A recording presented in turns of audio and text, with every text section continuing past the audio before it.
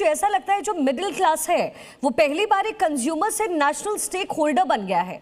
तो ये मार्केट गतिविधि आपको आने वाले समय में क्या नजर आती है?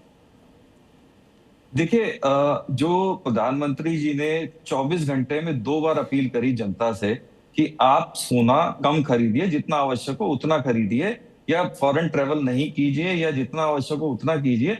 इसमें कहीं ना कहीं, क्योंकि मेजर स्टेक होल्डर हमारा मिडिल क्लास ही है, जैसे आपने बिल्कुल सही बोला कि नेशनल स्टेक होल्डर है, तो ये एक इकोनॉमिक राष्ट्रवाद की बात कर रहे हैं। आज की डेट में एक राष्ट्रवाद की बात होती थी, ये इकोनॉमिक राष्ट्रवाद है। इसके अंदर ये कहा गया कि भाई आप सोने का, क्योंकि सोना एक आवश्यक वस्तु नहीं है। अगर मैं बात करूं, पेट्रोल डीजल एक आवश्यक वस्तु है, जी। उसको ये कह सकते हैं कि इसको आप उपयोग कम करें, लेकिन आप उपयोग ना करें ये कहना बड़ा मुश्किल है, क्योंकि सारी अर्थव्यवस्था रुक जाएगी। सोने से अर्थव्यवस्था नहीं रुकेगी, लेकिन जो जरूरी है वो करें। तो इसी तरह से ये पूरी उम्मीद थी कि इस तरह से कोई टैक्स बढ़ेगा, क्योंकि पहले जो कस्टम ड्यूटी थी वो 6% होती थी, अब वो बढ़ा के 10% कर दी गई है। जी। इसके साथ साथ 5% का कृषि सेस और लगा दिया है। इसी तरह से आगे आप देखेंगे, मुझे ऐसा लगता है कि फॉरेन ट्रैवल में भी कोई ना कोई टैक्स आने की उम्मीद है।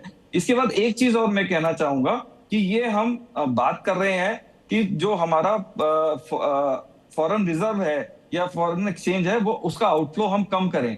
मुझे लगता है कि हमें थोड़ा सा विचार उसकी तरफ भी करना चाहिए कि हमारे पास डॉलर का इनफ्लो बढ़े। डॉलर का इनफ्लो बढ़े यानी FIIs जो है वो पैसा निकाल रहे हैं, उसको हमें लिक्विडेटिव बनाना पड़ेगा, थोड़ा सा कैपिटल गेन टैक्स को कम करना पड़ेगा।